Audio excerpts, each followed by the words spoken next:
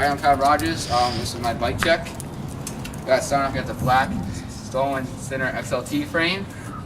Then I got 2 shadow rims laced to red coalition hubs, laced to Mutiny spokes and nipples. Then I got the Mutiny horn spokes in black, Mutiny glam bars, 8.125 rise with Mutiny grips on them. Eastern team cranks in chrome, obviously twisted fellows in black. 25 tooth Primo sprocket with animal barn brackets and red cone washers, a red animal headset, a Mutiny cockpit seat, McNeil seat post, 2 shadow pegs, and that's it. And Mutiny with the stem. ASM time? Shut up. That's all right. Okay, I'm good. Alright, go.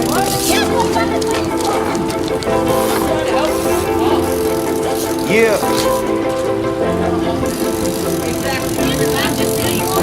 It's nothing new.